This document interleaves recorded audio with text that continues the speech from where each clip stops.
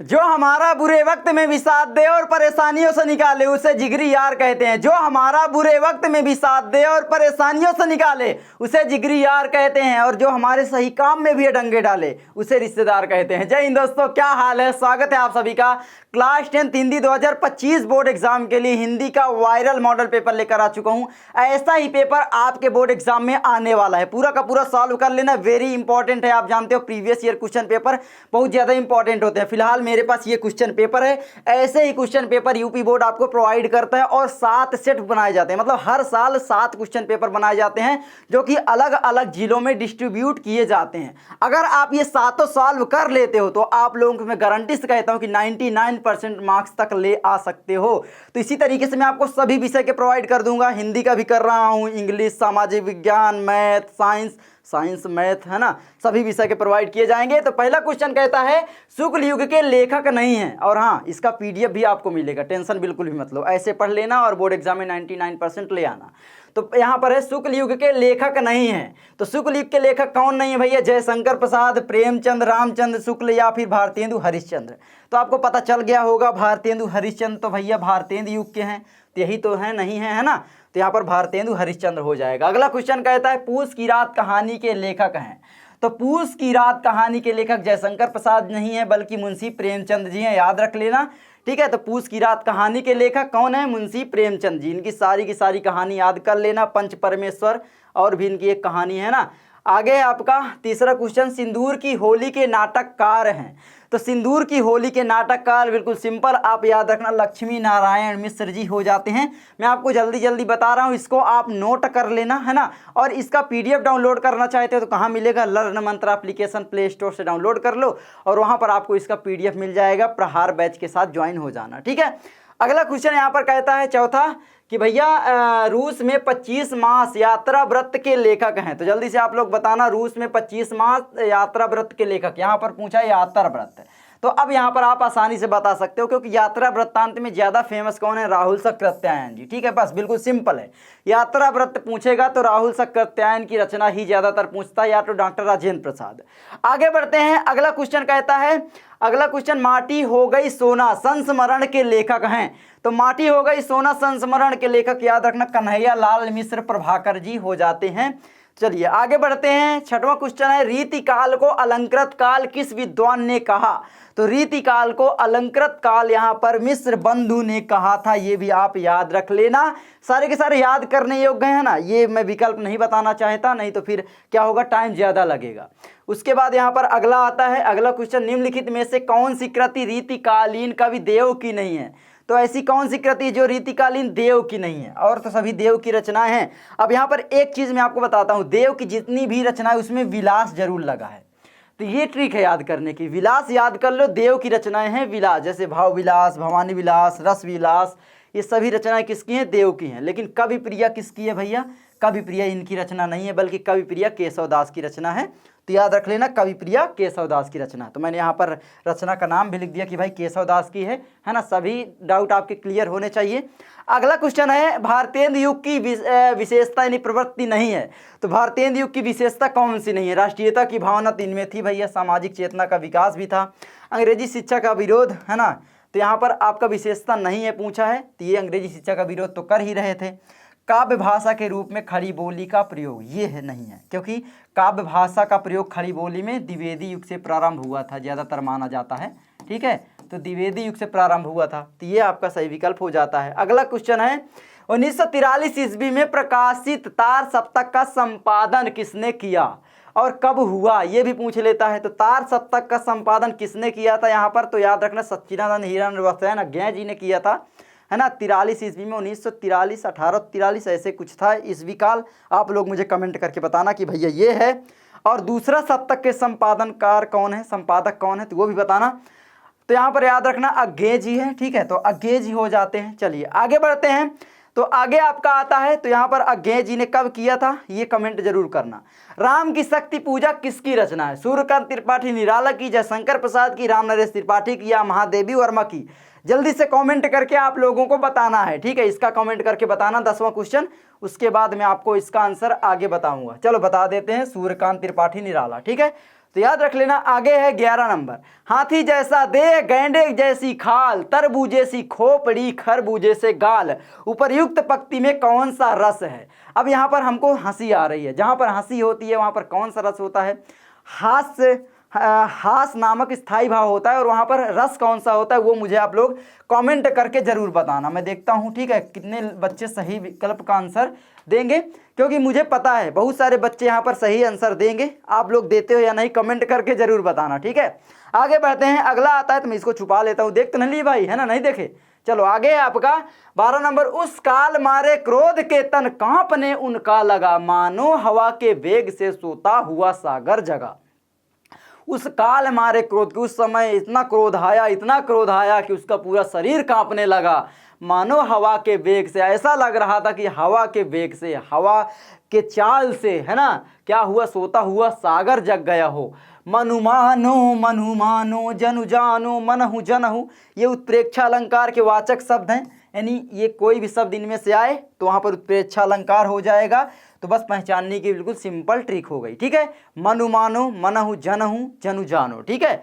आगे बढ़ते हैं, आगे आता है आपका 13 नंबर, जो सुमिरत सिद्धि होई गण नायक करिवर बदन, करहु अनुग्रह सोई बुद्धि राशि शुभ गुण सदन। तो जल्दी से बताइए उपर्युक्त पंक्ति में छंद कौन सा है। तो यहाँ पर आपसे पूछा है छंद, दोहा छंद तो होगा नहीं, देखो कुंडलिया होगा नहीं, क्योंकि आपके पाठ्य पुस्तक में केवल पढ़ना है रोला और सोठा, ठीक है। तो अब यहाँ पर रोला सोठा में दो में से कोई एक होगा। सबसे पहले मात्रा इसकी गिन लो, देखो यहाँ पर दो मात्रा हो गई, 3 4 5 6 7 8 9 10, है ना, दो हो गई 11। पहले चरण में आपका 11 मात्रा हो गई, दूसरे चरण में 1 2 3 4, है ना, दो हो गई, ये 2 1 2 3 4 5 6 7 8 9 10 11 12 13, भैया 13 मात्रा, बस बिल्कुल सिंपल है। प्रथम चरण में 11 मात्रा है, द्वितीय चरण में 13। तो आप जानते हो ये कौन सा छंद हो जाएगा, सोठा, क्योंकि सोठा छंद के प्रथम और तृतीय चरण में 11 मात्राएं होती हैं, और द्वितीय और चौथे चरण में 13 मात्राएं होती हैं, और यह दोहे का उल्टा होता है, रोला होता है, बताना सोठा होता है, ठीक है। तो ये आपका हो गया, तो यहाँ पर आपका सोठा छंद हो जाता है, ठीक है। तो ये सोठा आपका हो गया। आगे बढ़ते हैं, निम्नलिखित में से किस शब्द में अनु उपसर्ग का प्रयोग नहीं हुआ है। अब यहाँ पर अनु का प्रयोग नहीं हुआ ये पूछा। अब यहाँ पर देखो बहुत सारे बच्चे कंफ्यूज होने वाले हैं, भैया अनुकरण में भी हुआ है, अनुतीर्ण में भी हुआ है, अनुशासन में भी, अनुवाद में भी, तो भैया कौन से में नहीं हुआ है, ये तो गलत है। नहीं जी, यहाँ पर आपको दिख रहा होगा अनुतीर्ण। अनुतीर्ण में क्या होता है, अन होता है और प्लस में आपका उत्तीर्ण मिलके अनुतीर्ण बनाता है। तो ये आपका हो गया, आपका विकल्प नंबर 20 सही हो जाता है। विकल्प नंबर 20 द करेक्ट ऑप्शन। आगे है आपका निम्नलिखित में से आगे है नीलकंठ समस्त पद में प्रयुक्त समास है। तो समस्त पद में नीला है कंठ जिसका, अर्थात शिव बहुब्रीहि समास हो गया भैया। यहाँ पर बिल्कुल सिंपल है ना, नीला है कंठ जिसका, नीला है कंठ जिसका अर्थात शिव की ओर इशारा कर रहा है, बहुब्रीहि समास। आगे आपका बादल का पर्यायवाची शब्द नहीं है। बादल का पर्यायवाची बिल्कुल सिंपल याद रखना, जिसके आखिरी में द आ जाए वो बादल का पर्यायवाची है। नीरद अम्बुद जलद, यहाँ पर जलज जिसके आखिरी में जा आ जाए ये ट्रिक है, वो कमल का पर्यायवाची है। जैसे जलज, पंकज, सरोज, है ना, श्री गुरु चरण सरोज रज निजमल मुकुल सुधार, है ना। आगे आपका आता है 17 नंबर, युष्मद तुम सर्वनाम शब्द का तृतीय एक वचन रूप है। बिल्कुल सिंपल सा याद रख लेना, कौन सा हो जाएगा, तृतीय एक वचन, त्वया हो जाएगा, याद रख लोगे, त्वया, ठीक है। तो यहाँ पर आपका हो जाएगा त्वया। आगे बढ़ते हैं 18, आंधी आई और हम भागने लगे। रचना के आधार पर इस वाक्य का प्रकार है, आंधी आई और हम घर भागने लगे, ठीक है। तो यहाँ पर देखो और से दो वाक्य जुड़े हुए हैं, एक ये, दो वाक्य जुड़े हैं। पहले तो आंधी आ गई, उसके बाद फिर हम घर भागने लगे, मतलब दो वाक्य और से जुड़े हैं या एवं से जुड़े हैं, तो वहाँ पर संयुक्त वाक्य होता है। तो यहाँ पर दो वाक्य जुड़े हैं, संयुक्त वाक्य है, ठीक है। और आगे बढ़ते हैं, सरल वाक्य सिंपल है भाई, मैं घर जाता हूँ, नहाता हूँ, खाता हूँ, छोटे छोटे वाक्य रहेंगे, सरल वाक्य रहेंगे, तो ये होगा नहीं। और मिश्रित वाक्य मैं आपको बता दूंगा, मिश्र वाक्य कौन से होते हैं। मिश्र वाक्य का संबंध होता है एक्चुअली में, ठीक है, मतलब कोई ना कोई अटैचमेंट होना चाहिए। चलो आगे बढ़ते हैं, महात्मा बुद्ध ने विश्व को शांति का संदेश दिया, इस वाक्य का वाच्य बताइए। अब यहाँ पर कर्ता ने कर्म को संप्रदान के लिए, अगर आपने याद किया था तो भी कर लोगे भाई, कर्ता ने, है ना, तो कृत कर्त वाच्य हो गया, बिल्कुल सिंपल हो गया। और भाववाच्य कहाँ पर होगा, जिसके मतलब के द्वारा ये सब लगे हों, है ना। सिंपल है। आगे बढ़ते हैं। आगे आपका आता है, देखो कर्तवाच्य में सिंपल सा है, कर्ता की प्रधानता होती है, कर्मवाच्य में कर्म की और भाववाच्य में भाव की प्रधानता होती है। जहाँ पर भाव झलकता हो, भगवान तुम्हारी मदद करे, भगवान तुम्हारा भला करे, वहाँ पर भाव झलक रहा है, सिंपल भाववाच्य हो गया। आगे बढ़ते हैं। आगे आपका आता है, वह अचानक चला गया। वाक्य में प्रयुक्त अचानक पद का व्याकरणिक परिचय है। अचानक, अब यहाँ पर मैं आपको ट्रिक बता रहा हूँ, थोड़ा जुकाम है ना, तो आप लोग यहाँ पर मैनेज कर लेना, ठीक है। तो यहाँ पर क्या है, वह अचानक चला गया, बिल्कुल सिंपल है। वह आपका क्या हो गया, यहाँ पर सब्जेक्ट हो गया। सब्जेक्ट ही सर्वनाम या संज्ञा हो सकता है। तो यहाँ पर आपका ये तो हो गया, वह हो गया, तो ये हो नहीं सकता। क्रिया यहाँ पर क्या है, वह अचानक चला गया, जाना यहाँ पर क्रिया, लेकिन हमसे पूछा क्या है, अचानक। अब अचानक छोड़कर क्रिया विशेषण ही बच रहा है, तो भैया ट्रिक से लगा दो, क्या दिक्कत है। कोई बहुत बड़ी रॉकेट साइंस नहीं है एमसीक्यू सॉल्व करना, छोटी छोटी ट्रिक आपको आपके सबकॉन्शियस माइंड में बैठानी पड़ेगी, है ना। तो भाई ज़्यादा पसीना आ रहा है, तो चलो आगे बढ़ते हैं। आगे आपके अब लॉन्ग क्वेश्चन आ जाएंगे। ये देखो 6 नंबर का क्वेश्चन होगा, इधर आपके 20 नंबर के एमसीक्यूज मैंने आपको क्लियर करवा दिए, ठीक है। अब यहाँ पर 6 नंबर के 5 नंबर के क्वेश्चन देखते हैं, बड़े नंबर जिससे मिलते हैं, इसमें से भी मिलते हैं 20 नंबर, 50 नंबर इधर मिलेंगे। तो यहाँ पर पहला क्वेश्चन देखिए क्या कहता है, निम्नलिखित गद्यांश पर आधारित दिए गए प्रश्नों के उत्तर दीजिए। मैं आपको बता दूं कि ये बिल्कुल क्वेश्चन पेपर जो आपका है ना, वही सारी चीज़ें यहाँ पर ऐड की गई हैं। ये आपका जो क्वेश्चन पेपर है आप देखना, बिल्कुल वैसे ही यहाँ पर लिखा गया है, ठीक है। अब यहाँ पर ऐसे ही दिखाई नहीं देगा, तो इसमें मैंने लिख दिया। मेहनत लगती ज़रूर है, लेकिन आप लोगों की हेल्प भी मुझे ज़्यादा से ज़्यादा करनी है ना। तो ये देख सकते हो। तो आप लोग अपना क्वेश्चन पेपर खोल लेना, HA कोड का 2024 का, तो आपको मिल जाएगा। और 2025 बोर्ड एग्जाम के लिए बहुत इंपॉर्टेंट है, आप लोग जानते हो। तो यहाँ पर क्या है, कुसंग का ज्वर सबसे भयानक होता है। भैया कुसंग का ज्वर सबसे भयानक होता है, यानी मित्रता वाला चैप्टर है, अगर आपने चैप्टर पढ़ा होगा। यह केवल नीति और सदृश का ही नाश नहीं करता, बल्कि बुद्धि का भी क्षय करता है। किसी युवा पुरुष की संगति यदि बुरी होगी, तो वह उसके पैरों में बंधी चक्की के समान होगी, जो उसे दिन प्रतिदिन अवनति के गड्ढे में गिराती जाएगी। और यदि अच्छी होगी, तो सहारा देने वाली बाहु के समान होगी, जो उसे निरंतर उन्नति की ओर ले जाएगी। अब यहाँ पर देखो 3 क्वेश्चन पूछेगा, 2-2 नंबर के रहेंगे। ये भी 2 नंबर का, ये भी 2 नंबर का, और ये भी 2 नंबर का क्वेश्चन रहेगा। 6 नंबर टोटल आपको मिलेंगे। अब उपर्युक्त गद्यांश का संदर्भ लिखिए। संदर्भ लिखने के लिए बिल्कुल सिंपल सा क्या है, सबसे पहले पाठ पहचानो। पाठ यहाँ पर हमने पहचान लिया भैया, क्या हो गया, तो पाठ हमारा हो गया मित्रता, है ना। मित्रता के लेखक कौन है भैया, आचार्य रामचंद्र शुक्ल जी हैं। बस आपका संदर्भ क्लियर, शुक्ल जी हैं। तो बस प्रस्तुत गद्यांश हमारी पाठ्य पुस्तक हिंदी के गद्य खंड में संकलित मित्रता नामक निबंध से अवतरित है। इसके लेखक आचार्य रामचंद्र शुक्ल जी हैं। आपका 2 नंबर बिल्कुल फिक्स हो गया। रेखांकित अंश की व्याख्या कैसे करनी है, देखो यहाँ पर बिल्कुल कॉपी में ऐसे ही लिखना है, बिल्कुल सेम टू सेम। प्रश्नोत्तर संख्या डालोगे, उसके बाद यहाँ पर आप संदर्भ लिखोगे और लिखना प्रारंभ कर दोगे, ठीक है। तो संदर्भ में आप क्या लिखोगे, इस तरीके से लिख दोगे, मैंने आपको बता ही दिया है ना। प्रस्तुत गद्यांश हमारी पाठ्य पुस्तक हिंदी के गद्य खंड में संकलित मित्रता नामक पाठ से लिया गया है। इसके लेखक हिंदी के महान आलोचक निबंधकार शुक्ल युग के प्रवर्तक आचार्य रामचंद्र शुक्ल। ये सब ना लिखोगे तो भी चलेगा, है ना, सिंपल भी लिख दोगे, एक भी नंबर नहीं कटेंगे, बिल्कुल भी टेंशन आप लोग मत लो, ठीक है। तो चलो आगे बढ़ते हैं। अगला आपका आता है प्रसंग। भैया लिखें या नहीं, तो मैं आपको बता दूं, लिख दोगे तो घट नहीं जाओगे। थोड़ा सा प्रसंग आप लिख सकते हो। प्रसंग लिखना बहुत ही आसान है, उस चैप्टर के बारे में लिख दो कि भाई किस बारे में बात किया गया है, बस। जैसे यहाँ पर मैंने बिल्कुल सिंपल लिख दिया कि भाई प्रस्तुत गद्यांश में शुक्ल जी ने मित्रता एवं बुरी संगति का हमारे जीवन में पड़ने वाले दुष्प्रभाव को व्यक्त करते हुए हमें बुरी संगति न करने का सलाह दिया है ना। जो भी प्रभाव पड़ते हैं, दुष्प्रभाव पड़ते हैं, तो ये हो गया। उसके बाद आपको व्याख्या करनी है। अब देखो यहाँ पर पूछा है रेखांकित अंश की व्याख्या। अगर आप लोग देखोगे तो ये रेखांकित अंश है, ये यहाँ पर आप देखोगे तो यहीं तक आपको व्याख्या करना, ये यहाँ तक, ठीक है। बहुत सारे बच्चे पूरा करने लग जाते हैं, आपको पूरा नहीं करना है, यहीं तक व्याख्या करना है।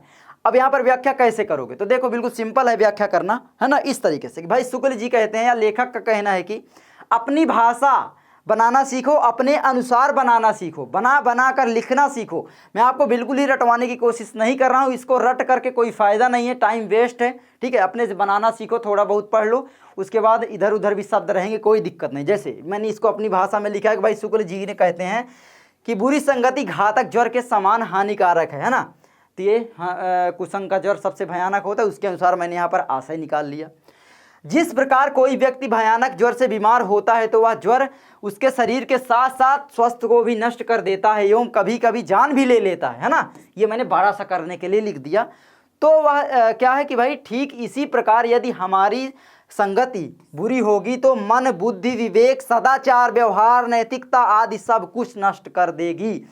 जितने शब्द आपको आ रहे हो आप लोग लिख देना, नैतिकता, व्यवहार, सदाचार, विवेक, बुद्धि, है ना, आचरण, जितना भी आ रहा हो यहाँ पर आपको चेप देना है। लिख दिया आप लोग, 2 नंबर आपका ये फिक्स हो गया। उसके बाद भैया यहाँ पर आता क्या है, तीसरा क्वेश्चन। तीसरा क्वेश्चन क्या कहता है कि भाई देखो क्वेश्चन यहाँ पर आपसे पूछा था, है ना, आप लोग देखोगे तो कुसंग की तुलना किससे की गई है। तो कुसंग की तुलना बिल्कुल सिंपल है, ज्वर से की गई है ना। तो कुसंग की तुलना भयानक ज्वर से की गई है। ठीक है, आगे बढ़ते हैं। आगे आपका आता है, देखो अथवा में भी देगा, है ना, अथवा में भी देगा। आप लोग ध्यान देना, जो भी आपका क्वेश्चन पेपर है 2 रहेंगे जिनमें से एक करना है, जो भी आपको अच्छे से आ रहा हो उसी को चेपना है।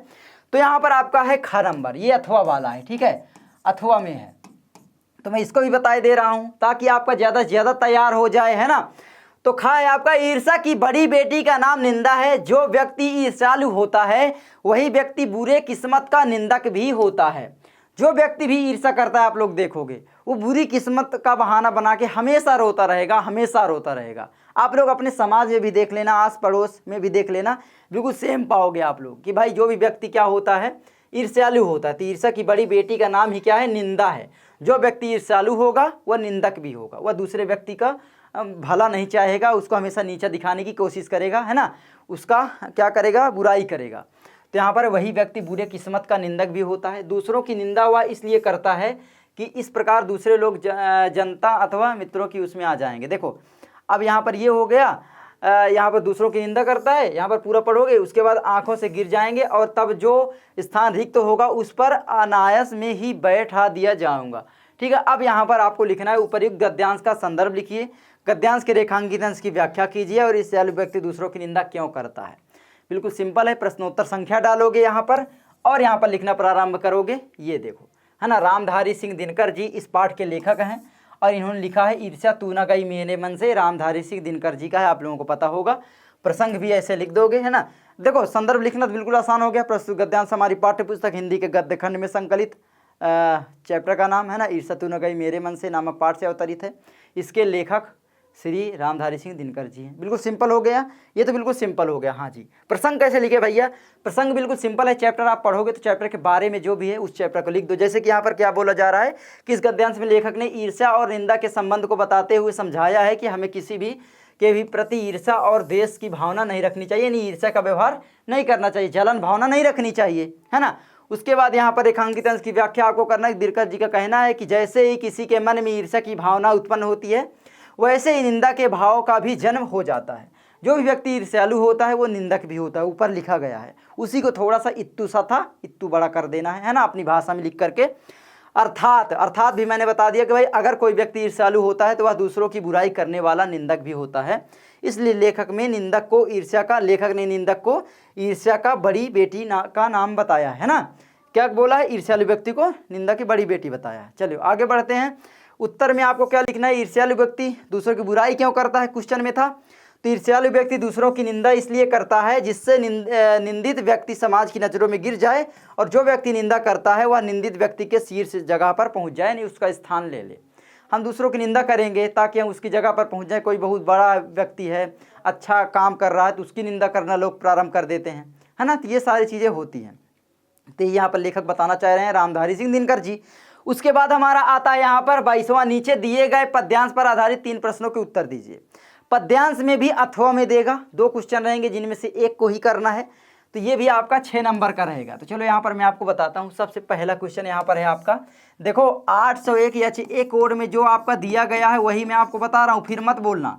ये कोड का क्वेश्चन पेपर मिलाना है ना, तो आपको सभी क्वेश्चन मिलेंगे और सॉल्यूशन मिलेगा। एक भी क्वेश्चन बाहर से नहीं लिए गए हैं, मैं आपको पहले भी इन्फॉर्म कर दिया हूँ, तो ये ध्यान देना। उधव जाऊ तुम ही हम जाने, श्याम तुम ही हो कौन नहीं पठयो तुम ही बीच भुलाने। ठीक है, ब्रज नारिनी सौ जोग कहत हाँ बात कहत न लजाने, बड़े जो लोग न विवेक तुम्हारे ऐसे भय आने, हम सौ कहीं लई हम सही कहे जिये गुनी लेहु सयाने, कहाँ अबला कहाँ दशा दिगंबर मष्ट करो पहचाने। साच कहो तुम कहो अपनी सो बूझती बात निदाने। सूर श्याम जब तुम ही पठायो तब न कहूँ मुस्काने। अब यहाँ पर आपसे पूछेगा 3 क्वेश्चन। पहला संदर्भ है ना, उपर्युक्त पद्यांश का संदर्भ लिखिए, बिल्कुल ऐसा ही क्वेश्चन देखने को मिलेगा। हल करने पर आपको 2 नंबर मिलेंगे। उसके बाद पद्यांश के रेखांकित अंश की आपको व्याख्या करना है, व्याख्या के आपको 2 नंबर मिलेंगे। और एक क्वेश्चन दे देगा, उस क्वेश्चन का आंसर देना, इसी में से आपको देना पड़ेगा, ठीक है। तो अब यहाँ पर आप लोग कैसे लिखोगे कॉपी, वो भी मैं आपको बताऊँगा। ब्रज नारिन सौ जोग कहता हूँ, बात कहत न लजाने से क्या तात्पर्य है। तात्पर्य पूछा गया, अर्थ पूछा गया है। अगर आप व्याख्या कर लोगे तो अर्थ भी आप लोग आराम से लिख लोगे, आपको बिल्कुल भी टेंशन नहीं होगी, ठीक है। तो आप यहाँ पर चलो ऐसे लिखोगे, प्रश्नोत्तर संख्या कॉपी में लिखोगे ऐसे। उसके बाद आंसर में आप इधर लिखोगे संदर्भ और उसको लिखना प्रारंभ कर दोगे, ठीक है। ये देखो ऐसे लाइन भी खींच दोगे, है ना, इधर। और यहाँ पर संदर्भ लिखोगे, प्रस्तुत पद्यांश हमारी पाठ्य पुस्तक हिंदी के काव्यखंड में संकलित पद नामक शीर्षक एवं श्री सूरदास जी द्वारा रचित सूर सागर नामक ग्रंथ से लिया गया है। देखो सूरदास जी ने एक ग्रंथ लिखा है जिसका नाम है सूर सागर। सूर सागर से एक छोटा सा पार्ट लिया गया है, उसको बोल दिया गया है पद, ठीक है। अब यहाँ पर प्रसंग लिखोगे, प्रस्तुत पद में कविवर सूरदास जी ने उद्धव एवं गोपियों के बीच के संबंध होने वाले संवाद को व्यक्त करते हुए गोपियों के मनोदशा को दर्शाया है। प्रश्न का उत्तर हो गया। अथवा में जो दिया है, तो यहाँ पर आप देखो रेखांकित अंश की व्याख्या करोगे। गोपियाँ उद्धव से रुष्ट होकर कहती हैं कि हे उद्धव तुम यहाँ से वापस चले जाओ, हम तुम्हें समझ गई हैं। श्याम ने तुम्हें यहाँ नहीं भेजा है, तुम मार्ग भूलकर वापस आ गए हो। ब्रज की नारियों से योग की बात करते हुए तुम्हें लज्जा नहीं आ रही है।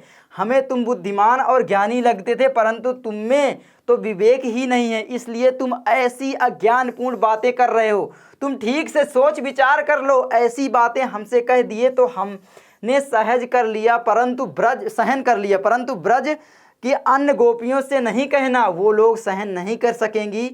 कहाँ हम अबला नारियां और कहाँ योग की नग्न अवस्था। अब तुम चुप हो जाओ और सोच समझकर बातें करो। हम तुमसे एक बात पूछती हैं, सच सच बताना, तुम्हें तुम्हारी सौगंध है, जो तुम सत्य ना बोले, यानी झूठ बोले, है ना।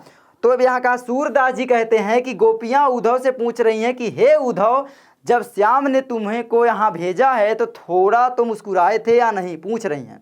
वो अवश्य मुस्कुराए होंगे, तभी तो उन्होंने तुम्हारे उपहास के लिए तुमको यहाँ भेजा है। पूरा चैप्टर अब जब पढ़ोगे, पूरा का पूरा सार समझोगे, समरी समझ लोगे, तब आपको ये ज़्यादा समझ में आएगा और ये याद करने की ज़रूरत नहीं पड़ेगी। इसलिए मैं बोलता हूँ कि पूरा का पूरा चैप्टर अपने दिमाग में रखो कि भाई कौन कौन से संवाद हो रहे हैं गोपियों और उद्धव के बीच में। कृष्ण जी के पूरा लीला आपको पता ही होगी, तो सारी चीज़ें आपको आ जाएंगी, टेंशन नहीं होगी। उसके बाद यहाँ पर आपको उत्तर लिखना है कि भाई पक्ति से तात्पर्य यह है कि जब उद्धव मथुरा से वापस गोकुल आते हैं। देखो कृष्ण जी मथुरा चले गए थे, गोकुल में पहले कृष्ण जी रहते थे, बड़े हुए तो मथुरा चले गए। अब मथुरा चले गए तो क्या हुआ कि कृष्ण जी आ नहीं रहे थे, तो गोपियों के पास रह रहे थे कौन, उद्धव। तो उद्धव को गोपियों ने भेजा था कृष्ण जी को बुलाने के लिए कि भाई कृष्ण जी को जाके बुला लाओ। लेकिन मथुरा से कृष्ण जी नहीं आए, बोले अभी हमारा समय नहीं हुआ है ना, उनको काम था वहाँ पर। तो इस तरीके से होता है। तो ये संवाद हो रहा है कि जब उद्धव मथुरा से वापस गोकुल आते हैं तो ब्रज की गोपियाँ कहती हैं कि हे उद्धव, तुम ब्रज की गोपियों से योग की बात कर रहे हो, कहते हो तुमको लज्जा नहीं आ रही है। गोपियाँ उद्धव से रुष्ट होकर और उनको बिना विवेक और बुद्धि वाला बताती हैं। तो बिल्कुल सिंपल है, आप ऐसे लिख लेना, बिल्कुल सिंपल शब्द मैंने इस्तेमाल किए हैं, आप आराम से याद कर लोगे। याद हुआ या नहीं, याद करना ही नहीं है ना, बस आपको थोड़ा सा ये ध्यान रखना किस काल में बात हो रही है, कहाँ पर कैसी बात हो रही है ना, किस कॉन्टेक्स्ट पर बात हो रही है, ये आपको ध्यान रखना है। आगे आपका आता है ख नंबर, चाह नहीं मैं सुरबाला के गहनों में गूथा जाऊं, चाह नहीं प्रेमी माला में बिंद प्यारी को ललचाऊं, चाह नहीं सम्राटों के सौ पर है हरि डाला जाऊं, चाह नहीं देवों के सिर पर चढ़ूं भाग पर इठलाऊं, मुझे तोड़ लेना बलमाली उस पथ में देना तुम फेंक, मातृभूमि पर शीश नमामे जिस पथ जामे वीर अनेक। अब यहाँ पर क्या है, 3 क्वेश्चन दिया गया है, फिर से वही। ये देखो मैं फिर से आपको बताना चाह रहा हूँ, ये ख वाला जो है ये अथवा में दिया गया है, एक ही करना है। मैंने आपको दोनों बताया है ताकि 2025 बोर्ड एग्जाम आप देने जाओ तो हो सकता है दोनों में से कोई ही चेंप दे, तो क्या करोगे, कोई एक आ जाए। तो इसलिए मैं सारी चीज़ें ध्यान में रखकर आपको बता रहा हूँ। और इसका PDF आपको डाउनलोड करना है तो लर्न मंत्रा एप्लीकेशन आपको डाउनलोड करना पड़ेगा, वहाँ पर आपको इसका PDF मिल जाएगा। वहाँ पर आपको प्रहार बैच के साथ जुड़ना है, जिसमें आपको सारे के सारे PDF मिल जाएंगे। ठीक है, तो ध्यान देना, प्रहार आप वहाँ पर सर्च करना।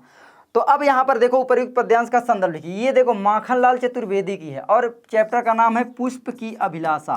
पुष्प की अभिलाषा है ना, बिल्कुल सिंपल है यार, ये वाला तो आप अगर नहीं पहचान पा रहे हो तो क्या है। और ये माखनलाल चतुर्वेदी की, तो बिल्कुल सिंपल सा आप संदर्भ लिखोगे कि भैया प्रस्तुत कविता हमारी पाठ्य पुस्तक हिंदी के काव्यखंड में संकलित पुष्प की अभिलाषा नामक शीर्षक से उद्धृत है। यह कविता माखनलाल चतुर्वेदी जी द्वारा रचित युग चरण नामक काव्य ग्रंथ से लिया गया है। देखो माखनलाल चतुर्वेदी की रचना है युग चरण। ये रचना पूछी भी जा सकती है बहुविकल्पी प्रश्न में, तो याद रखना माखनलाल चतुर्वेदी की रचना है एक युग चरण। उसका एक छोटा सा पोर्शन लिया गया है जिसको बोला गया पुष्प की अभिलाषा। ठीक है, ये ध्यान रखना। उसके बाद प्रसंग भी आप लिख दोगे कि भाई प्रस्तुत कविता में कवि ने पुष्प के माध्यम से देश प्रेम को दर्शाते हुए पुष्प की इच्छा का बड़ा ही मनोहारी एवं मार्मिक वर्णन किया है। बिल्कुल सिंपल है यार, ये वही चेप देना है हर जगह, है ना, उसी के अनुसार। ये मैंने अपने से लिखा है, अपने से आप लोग भी लिख कर बताना कैसा लिख सकते हो आप। उसके बाद आगे आता है रेखांकित अंश की व्याख्या। कविवर चतुर्वेदी जी अपनी देशभक्ति की भावना पुष्प की अभिलाषा के रूप में व्यक्त करते हुए कहते हैं, आप पुष्प की अभिलाषा के माध्यम से व्यक्त करते हुए कहते हैं कि मेरी अभिलाषा किसी देवबाला के आभूषणों में गूंथे जाने की नहीं है। मेरी इच्छा यह भी नहीं है कि मैं प्रेमियों को खुश करने के लिए प्रेमी द्वारा बनाई गई माला में पिरोया जाऊं, यानी गुहा जाऊं, है ना, और प्रेमिका के मन को आकर्षित करूं। अब यहाँ पर ये हो गया रेखांकित अंश की बोला है ना। उनकी इच्छा, पुष्प की इच्छा तो केवल इतनी थी कि भाई जहाँ पर मातृभूमि पर शीश नमा में सिर कटावे, है ना, लड़ने वाले जो वीर अनेक जा रहे हैं, आर्मी के पुरुष आप कह लो, वहाँ पर मुझे फेंक दिया जाए, उनके चरण स्पर्श में कर सकूँ, ये पुष्प की अभिलाषा है। आगे आपका आता है नीचे देखो यहाँ पर, ये आपका उत्तर है ना। पुष्प वनमाली के सामने अपनी इच्छा प्रकट करते हुए कहता है कि मुझे उस पथ में फेंक देना जहाँ से मातृभूमि के लिए मर मिटने अर्थात अपनी जान की बाजी लिखा है, बाजी लगा देने की भावना के लिए अनेकों वीर जवान गुजरते हैं। बिल्कुल सिंपल है ना, उसी के कॉन्टेक्स्ट में यहाँ पर लिख दिया गया है। देखो ये पूरा का पूरा आपको सॉल्व करना है, पूरा का पूरा, और सभी सेट सभी विषय के सॉल्व करना है। जो previous year question paper solve नहीं करके जाता ना, उसका बोर्ड एग्जाम में हाल बहुत ख़राब हो जाता। चाहे कितना भी आता रहे, कितना भी आप पढ़ाई में होशियार रहो, तेज रहो, आपका कॉन्फिडेंस बिल्कुल गिर जाएगा। कॉन्फिडेंस बढ़ाना है तो इनको सॉल्व करो, 3 घंटे का समय लो और अकेले में बैठ के देखो और फिर क्या गलतियां कर रहे हो उसको देखो। ठीक है, तो ये क्वेश्चन पेपर सभी के सभी आपको PYQs में मिल जाएंगे लर्न मंत्र एप्लीकेशन में। 7 सेट क्वेश्चन पेपर सभी विषय के अपलोड कर दिए गए हैं, तो जा करके आप ले सकते हो वहाँ पर। अब आपका विकास भाई गुरु दक्षिणा के रूप में कितना ले रहा है, टाइप करने में भी टाइम लगता है ना, तो आप लोग जानते हो उस टाइम की वैल्यू सेल में आपको केवल 21 रुपीज़, केवल 21 रुपीज़ में प्रीवियस ईयर क्वेश्चन पेपर आपको मिल रहे हैं। और इसका सॉल्यूशन भी लेना है तो फिर प्रहार बैच से जुड़ जाना, क्या दिक्कत है ना, प्रहार इसका सॉल्यूशन भी आपको मिल जाएगा। गुरु दक्षिणा समझना अपने विकास भैया की, भाई दक्षिणा, क्योंकि मैं गुरु नहीं आपका भाई के हिसाब से मैं आपको बताना चाहता हूँ, मैं आपका बड़ा भाई हूँ, ये समझ लो, बस बड़ा भाई आपका यहाँ पर पढ़ा रहा है। ठीक है, तो ये आप लोग पूरा का पूरा स्क्रीनशॉट भी ले लो या आप लिख भी सकते हो, अगर PDF नहीं चाहिए मैं आपको दे भी रहा हूँ यार, आप मेहनत करो थोड़ा सा, लो। ठीक है, आगे आपका आता है देखो संस्कृत। अब यहाँ पर देखो मैं आपको बता दूँ कि जो आपका संस्कृत आता है वो भी बहुत इंपॉर्टेंट है, क्योंकि भैया संस्कृत जो आता है ना वो भी 5 नंबर का होता है, देख सकते हो, 2 + 3 यानी 5 नंबर। 2 नंबर आपका संदर्भ का मिलेगा, ठीक है, और 2 नंबर आपका 3 नंबर अनुवाद का मिलेगा। तो अब यहाँ पर ध्यान देना, नीचे दिए गए संस्कृत गद्यांश में से किसी एक का संदर्भ सहित हिंदी में अनुवाद करना है, जिसके लिए 5 नंबर मिलेंगे। ये वाराणसी वाले पाठ से लिया गया है, आपको पता चल गया होगा। तो संदर्भ आप लोग कैसे लिखोगे, वाराणस्याम प्राचीन काला देव गेहे गेहे विद्या दिव्यम ज्योति द्योतते अधुनापि अत्र संस्कृत वाग्यधारा सततम प्रवहति जनानाम ज्ञानम च वर्धयति अत्र अनेके आचार्या मूर्धन्या विद्वांसा वैदिक वाग्यस्य अध्ययने अध्यापने च इदानीं निरताः न केवलं भारतीय अपितु वैदेशिका गीर्वाणवाण्याः अध्ययनाय अत्र आगच्छन्ति निःशुल्कं च विद्या ग्रहन्ति। तो अब यहाँ पर देखो संदर्भ लिखना है। देखो ये पूरा आप सोचोगे मैं रट लूँ, तो नहीं यार, आप अपना टाइम बर्बाद काहे कर रहे हो, आपका विकास भैया आपको बता रहा है ना सोल्यूशन। देखो सिंपल सा, देखो संदर्भ आप लिखोगे, प्रस्तुत संस्कृत पंक्तियाँ हमारे पाठ्य पुस्तक हिंदी के संस्कृत खंड में संकलित वाराणसी नामक पाठ से अवतरित है। बिल्कुल सिंपल है, आपका संदर्भ हो गया है ना, संदर्भ लिख दिए। उसके बाद यहाँ पर आपका प्रसंग भी थोड़ा सा लिख देना कि प्रस्तुत गद्यांश में वाराणसी की प्राचीनता एवं वर्तमान स्थिति के साथ साथ उसकी विशेषताओं का वर्णन किया गया है। अब यहाँ पर आप लोगों को मैं अनुवाद भी बता देता हूँ। कैमरा बंद हो गया था, पता नहीं कहाँ से बंद हुआ है, थोड़ा सा कट लगेगा तो आप लोग डोंट माइंड है ना, उसको देख लेना। मुझे याद भी नहीं कहाँ से मैं पढ़ा रहा था, अचानक बंद हो जाता है, ये मेरी प्रॉब्लम है। ठीक है, तो अब यहाँ पर देखो ये हिंदी में अनुवाद, आप लोग इसको पूरे एक बार पढ़ लोगे तो आराम से आ जाएगा, बिल्कुल सरल है। देखो ना, वाराणसी में प्राचीन काल से ही घर घर में विद्या की अलौकिक ज्योति प्रकाशित होती रही है। वाराणस्याम प्राचीन काला देह गेहे गेह विद्या दिव्यम ज्योति द्योत्यते, है ना, प्रकाशित होती रही है। आज भी यहाँ संस्कृत वाणी की धारा निरंतर प्रवाहित रहती है और लोगों का ज्ञान बढ़ाती रहती है। यहाँ पर अनेक आचार्य उच्च कोटि के विद्वान वैदिक साहित्य के अध्ययन और अध्यापन में इस समय भी लगे हुए हैं। केवल भारतवासी ही नहीं अपितु न केवलम भारतीय अपितु, है ना, लिखा हुआ है बिल्कुल सिंपल, विदेशी, ये देखो है ना, वैदेशिका यानी विदेशी, है ना, वैदेशिका अपितु विदेशी भी संस्कृत भाषा के अध्ययन के लिए यहाँ आते हैं और निःशुल्क विद्या ग्रहण करते हैं। यहाँ पर हिंदू विश्वविद्यालय, संस्कृत विश्वविद्यालय, काशी विद्यापीठ, ये 3 विश्वविद्यालय हैं जिनमें नवीन और प्राचीन ज्ञान विज्ञान के विषयों का अध्ययन चलता रहता है। मैं आपको बता दूं एक चीज़, आप लोग वाराणसी वाला जो पाठ है ना, वाराणसी, इस पाठ को आप लोगों को तैयार कर लेना, ये वेरी इंपॉर्टेंट है। आप याद कर लो, बार बार पढ़ो, ये आराम से आपको आ जाएगा। मैं ये नहीं बोल रहा हूँ कि आप लोग संस्कृत में अनुवाद करना सीखने लग जाओ, बहुत ज़्यादा टाइम बर्बाद करने लग जाओ, नहीं, आपको केवल पढ़ना है, बना कर लिखना है। नंबर पूरे मिलेंगे आपको, बिल्कुल भी टेंशन नहीं लेना है। संस्कृत में आप लोग जानते हो नंबर पूरे मिलते हैं, ठीक है, तो 5 नंबर ये आपका फिक्स है। अथवा में भी देगा, ठीक है, तो अथवा में भी देगा, यहाँ पर ये हो गया। उसके बाद आपका नीचे दिए गए संस्कृत पद्यांश में से एक आपका अथवा में भी इसमें देगा। मैंने अथवा वाला नहीं लिखा क्योंकि वो थोड़ा बड़ा था, है ना, और उतना इम्पोर्टेंट नहीं मुझे लगा। हो सकता है 2025 बोर्ड एग्जाम में वो नहीं आएगा, इसलिए मैंने नहीं लिखा, ठीक है। अब यहाँ पर आपका आता है, नीचे दिए गए संस्कृत पद्यांश में से किसी एक का संदर्भ से हिंदी में अनुवाद कीजिए, बिल्कुल 5 नंबर यहाँ पर भी फिक्स हो जाएगा। 2 श्लोक रहेंगे जिनका आपको अनुवाद करना है और संदर्भ बताना है किस पाठ से है, ठीक है। तो बिल्कुल सिंपल है, सार्थ प्रवसतो मित्रम किस्मिन मित्रम ग्रहे सतः आतुरस्य चा किम मित्रम किस्मिन मित्रम मरिष्यता। अब यहाँ पर जो यक्ष थे वो युधिष्ठिर से क्वेश्चन पूछ रहे थे, तो बिल्कुल सिंपल है, ये कौन सा चैप्टर हो जाएगा आपका, यहाँ पर जीवन सूत्राणी, जीवन के जो सूत्र वाला चैप्टर है ना, जीवन सूत्राणी, वो वाला चैप्टर हो जाएगा। तो प्रस्तुत आप लिखोगे, प्रस्तुत संस्कृत श्लोक यहाँ पर लिखना मत भूलना। हमारी पाठ्य पुस्तक हिंदी के संस्कृत खंड में संकलित जीवन सूत्राणी नामक पाठ से उद्धृत है, ठीक है। प्रसंग लिख दो थोड़ा सा। प्रस्तुत श्लोक में यक्ष के प्रश्नों एवं युधिष्ठिर के उत्तरों के माध्यम से मित्र के बारे में बताया गया है ना, मित्र के बारे में ही तो है। सार्थ प्रसतो मित्रम किस्मिन मित्रम ग्रहे सतः अतुरस्य चा किम मित्रम किस्मिन मित्रम मरिष्यता, है ना। तो अब इसका अर्थ आप लोग कैसे लिखोगे, देखो हिंदी अनुवाद, प्रवासी का मित्र सार्थ अर्थात धन होता है। यहाँ पर क्वेश्चन जब यक्ष पूछ रहे थे कि प्रवासी का मित्र कौन होता है, तो यहाँ पर वो उत्तर दे रहे थे कि भाई प्रवासी का मित्र जो है वो धन होता है, युधिष्ठिर उत्तर दे रहे थे। घर में रहने वाले का मित्र कौन होता है, ये पूछ रहे थे, तो घर में रहने वाले का मित्र भाई उसकी पत्नी होती है। तोड़ मरोड़ कर लिखा गया है, आप लोग ध्यान देना, ठीक है।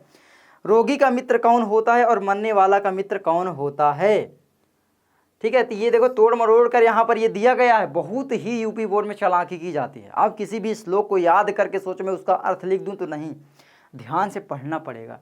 ये आधा दूसरा श्लोक है, फिर उसके बाद ये श्लोक एक है। सोच लो कैसे घुमा फिरा कर आपसे क्वेश्चन पूछेगा। उसके बाद अथवा में देखो, अथवा में आपका है बंधनम मरणम वापि जयो वापि पराजया उभयत्र समो वीरा वीर भाव ही वीरता, वीरा वीरेण पूज्यते वाला पाठ है। तो बिल्कुल सिंपल संदर्भ आपका 2 नंबर बिल्कुल क्लियर हो गया, वीरा वीरेण पूज्यते पाठ हो गया, है ना। और ये याद कर लेना, बिल्कुल सेम चीज़ लिखना पड़ेगा, उस पाठ का नाम आपको चेंज करना है। उसके बाद आपका इसका हिंदी में अनुवाद है कि भाई बंधन हो अथवा मरण हो, जीत हो अथवा हार हो, इन दोनों ही परिस्थितियों में वीर सदैव वीर ही रहता है, वीर भाव को ही वीरता कहते हैं। बिल्कुल सरल है और ये इंपॉर्टेंट है और इसको याद भी कर लेना। मैं आपको कह रहा हूँ ना, ये बिल्कुल सरल है, इसको याद कर लेना। एक है सर्वे भवन्तु सुखिनः सर्वे सन्तु निरामया या सर्वे भद्राणि पश्यन्तु माँ कश्चित् दुःख भाग् भवेत्।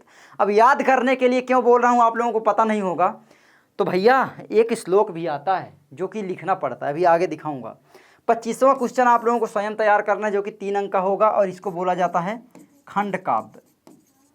खंड काव्य आप स्वयं तैयार कर लो, क्योंकि मुझसे जिले के बहुत सारे बच्चे पढ़ते हैं यूपी के, तो मैं बता ही नहीं सकता, प्लीज़, ठीक है। अपने जिले के अनुसार उस खंड काव्य को आप लोग पढ़ सकते हो।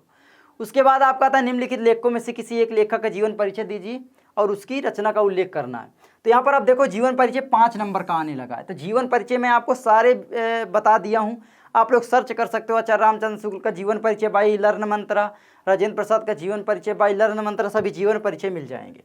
तो यहाँ पर ये इंपॉर्टेंट है, आप देख लो। एक मैं यहाँ पर आपको बता ही दे रहा हूँ, कोई 3 जीवन परिचय आपको यहाँ पर तैयार करना है, 4 आप कर लेना, ठीक है, जिससे 5 नंबर आपके फिक्स हो जाएंगे। 4 जीवन परिचय कोई भी आपको जो भी याद हो उनको याद करे किए रहो, शुरू से लेकर चौथे नंबर तक की तैयार कर लो, है ना। तो ये हो गया। तो यहाँ पर मैं सबसे पहले आपको आचार्य रामचंद्र शुक्ल का बता दे रहा हूँ। तो आचार्य रामचंद्र शुक्ल जी का जन्म सन 1884 ईस्वी को उत्तर प्रदेश के बस्ती जिले के आगोना नामक ग्राम में हुआ था। इनके पिता का नाम पंडित चंद्रवली शुक्ल तथा माता का नाम विभासी देवी था। इनकी माता एक धार्मिक महिला थी, ठीक है, जिसके कारण शुक्ल जी को बचपन से ही धर्म ग्रंथों का परिवेश प्राप्त हुआ।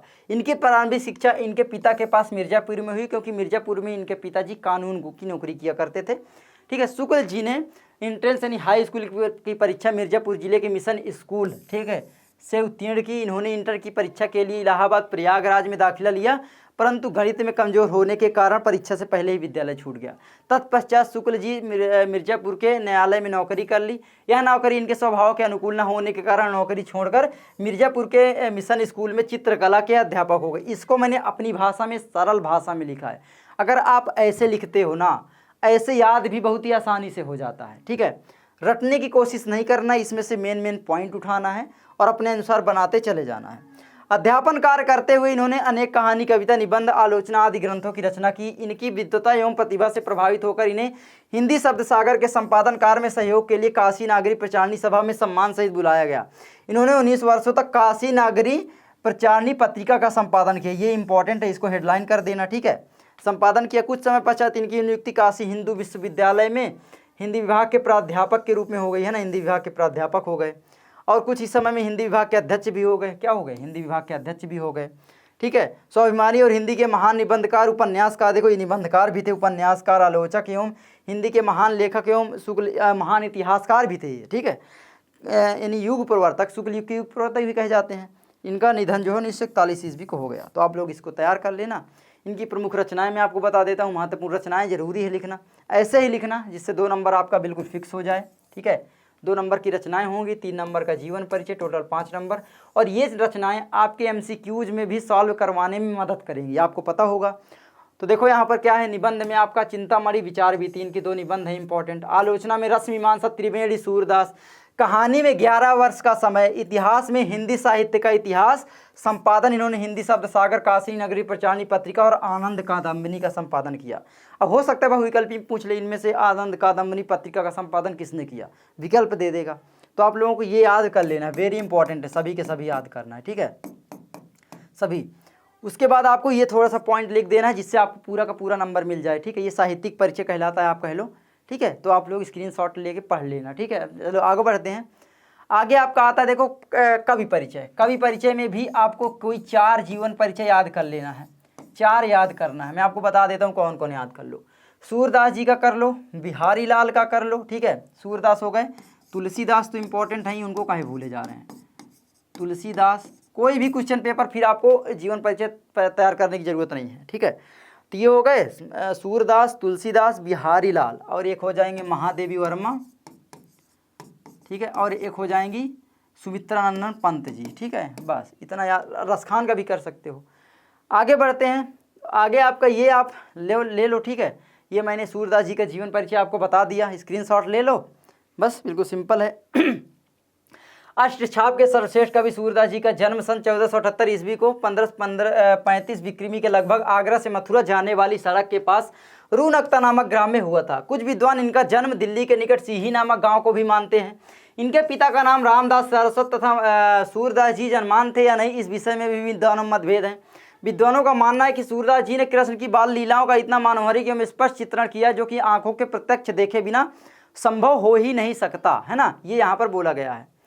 उसके बाद सूरदास जी बचपन से ही विरक्त हो गए थे और गऊ घाट में रहकर, ठीक है, घाट में रहकर विनय एवं कृष्ण की लीलाओं का गान किया करते थे, ठीक है। कृष्ण की लीलाओं के पदों का गान किया करते थे। एक बार वल्लभाचार्य जी गऊ घाट पर रुके और वहाँ पर सूरदास जी ने वल्लभाचार्य जी को स्वरचित पद गाकर सुनाया। पद को बहुत अच्छा लगा वल्लभाचार्य जी को। वल्लभाचार्य जी तब से इनके गुरु बन गए, यानी वल्लभाचार्य जी ने सूरदास जी को कृष्ण की लीलाओं का गान करने का सुझाव दिया, तब से वल्लभाचार्य जी इनके गुरु बन गए। कहा जाता है कि एक बार तुलसीदास जी की भेंट सूरदास जी से हुई थी और सूरदास से प्रभावित होकर ही तुलसीदास ने कृष्ण गीतावली नामक रचना की। कृष्ण जी के बारे में तो इनकी रचना ही नहीं थी, राम के बारे में थी, लेकिन इन्होंने की। तो कहा जाता है कि सूरदास से इनकी मुलाकात हुई थी, है ना। तो वल्लभाचार्य जी ने इनको गोवर्धन पर बने श्रीनाथ जी के मंदिर में कीर्तन का भार सौंप दिया और ये वहाँ पर कृष्ण की लीलाओं का गान किए करते रहे। इनकी मृत्यु सन 1583 ईस्वी के लगभग गोवर्धन के पास स्थित पारसौली नामक ग्राम में हो गई थी। तो इस तरीके से जीवन परिचय लिखो, वेरी इंपॉर्टेंट है। उसके बाद आपका आता है महत्वपूर्ण कृतियाँ। महत्वपूर्ण कृतियों में आपका यहाँ पर आता है साहित्य लहरी, सूरसागर, सूर सरावली और साहित्य में स्थान। देखो मैं आपको एक चीज़ बता दूँ, ये सब लिखना बकवास बात है, ये लिख देना और ये रचनाएं लिख देना बस, ठीक है।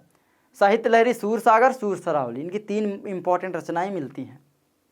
सूरसागर से हमारा पद नामक चैप्टर लिया गया, आपको पता होगा, है ना, तो वेरी इंपॉर्टेंट है। आगे है आपका अपनी पाठ्य पुस्तक से कंठस्थ किए हुए कोई एक श्लोक लिखिए जो इस प्रश्न पत्र में ना आया हो। मैं आपको क्यों बोल रहा था कि मेरे भाई श्लोक याद कर लो, इसीलिए बोल रहा था, ये 2 नंबर फिक्स करवाने के लिए। तो 2 श्लोक आपको याद करना है, मैंने आपको बता दिया। बंधनम मरणम वापि जयो वापि पराजय उभयत्र समो वीरा वीर भाव ही वीरता सर्वे भवन्तु सुखिनः सर्वे सन्तु निरामया सर्वे भद्राणि पश्यन्तु माँ कश्चित् दुःख भाग भवेत्। ये दोनों ही आपको याद कर लेना है और इनका श्लोक भी याद कर लेना है, श्लोक अर्थ याद कर लेना है। श्लोक के साथ साथ अर्थ याद कर लोगे, संदर्भ लिख दोगे, हो सकता है 5 नंबर में आ जाए, है ना। 2 नंबर के साथ साथ 5 नंबर भी हमको देखे जाए, क्या दिक्कत है याद करने में। आगे बढ़ते हैं। आगे आपका आता है यहाँ पर देखो, निम्नलिखित प्रश्नों में से किन्हीं 2 प्रश्नों का आपको संस्कृत में उत्तर देना है। तो बिल्कुल सिंपल है, चंद्रशेखर का आसीत, चंद्रशेखर एका भारतीय वीरा आसीत, ठीक है। तो ये हो जाएगा आपका प्रसिद्ध क्रांतिकारी देशभक्त आसीत, प्रसिद्ध क्रांतिकारी थे, भारत के वीर भी थे, तो ये आप लिख दोगे, ठीक है, ज़्यादा अच्छा है। वीरा केन पूजते वीरा वीरेण पूजते वाराणसी नगरी कस्या नद्या कूले स्थिता गंगाया कूले स्थिता। तो यहाँ पर लिख दोगे वाराणसी नगरी गंगाया कूले स्थिता अस्ति ज्ञानम कुत्र संभवति ज्ञानम सर्वत्र संभवति, ठीक है। तो ये आप लोगों को लिख देना है। तो पूरा यहाँ पर भी 2 नंबर मिलेंगे। देखो 4 रहेंगे, 4 में से कोई 2 करने हैं और 2 करोगे तो 2 नंबर आपको मिलेंगे। उसके बाद आगे आता है आपका निम्नलिखित में से किसी एक विषय पर निबंध लिखिए। निबंध अब जो है 7 नंबर का आने लगा है, बहुत ज़्यादा नंबर होता है 7 नंबर। और निबंध लिखना मैं आपको बताऊँगा कैसे लिखना क्या है। यहाँ पर मैं आपको कुछ इंपॉर्टेंट निबंध बता दूंगा, ठीक है। ये देखो वही चेप गया है, थोड़ा सा गलती हुई है, सॉरी इसके लिए, ठीक है। आप मुझको यहाँ पर व्हाट्सएप में फॉलो कर सकते हो। ये नहीं आएगा क्या? नहीं आएगा, ठीक है, चलो कोई बात नहीं। तो ये चीज़ है। अब निबंध देखो मैं आपको बता दे रहा हूँ कौन कौन सा आपको करना है, ठीक है। तो निबंध यहाँ पर, ओ यार चलो निबंध मैं आपको बता देता हूँ, ठीक है। यार ये 2 बार हो गया है ना, चलो कोई बात नहीं, निबंध मैं आपको बता दूँ। तो निबंध में आपको यहाँ पर ध्यान रखना है, ये आ ही नहीं रहा है, हाँ आ गया, ठीक है। तो निबंध में आपको यहाँ पर क्या करना है, सबसे पहले, सॉरी यार ये क्या हो गया,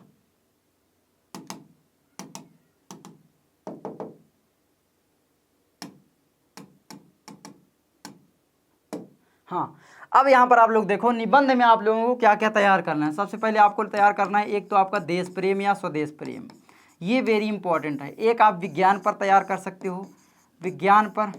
एक आप नारी शिक्षा पर कर सकते हो, नारी शिक्षा, विज्ञान नारी शिक्षा, है ना। और एक साफ सफाई पर यानी प्रदूषण पर कर सकते हो।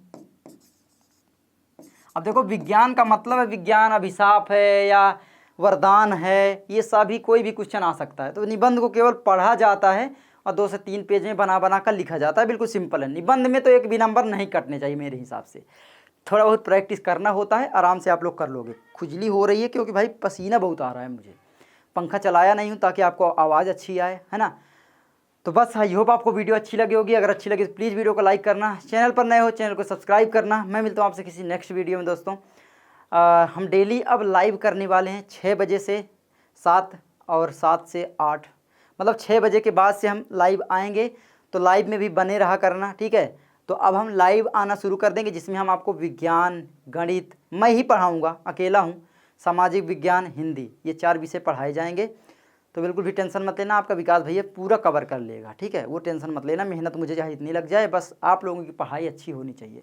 लर्न मंत्र एप्लीकेशन आप डाउनलोड कर सकते हो, वहाँ पर आपको प्रीवियस ईयर क्वेश्चन पेपर मिल जाएंगे, साथ में उसका सॉल्यूशन मिल जाएगा प्रहार बैच में। ठीक है, चलो आई होप आपको वीडियो अच्छी लगी होगी। नमस्कारम, जय हिंद, जय भारत। और हाँ यार, मुझे इंस्टाग्राम में फॉलो कर लेना @विकास जगडेरा, टेलीग्राम में फॉलो कर लेना @विकास जगडेरा। डिस्क्रिप्शन में लिंक मिल जाएगी, व्हाट्सएप का चैनल सब्सक्राइब कर सकते हो। ठीक है, तो ये सारी चीज़ें आप लोग कर लेना, आपको फ्यूचर में अपडेट वहाँ पर मिलती रहेंगी, फ़ायदा ज़्यादा रहेगा आपका। वहाँ पर मैं आपको क्या प्रोवाइड करूँगा, फ्री में प्रीवियस ईयर क्वेश्चन पेपर, बहुत सारे क्वेश्चन, वायरल क्वेश्चन सभी प्रोवाइड किए जाएंगे। तो आपको मुझे हर जगह फॉलो करके रखना है। चलो मिलते हैं आगे, बाय।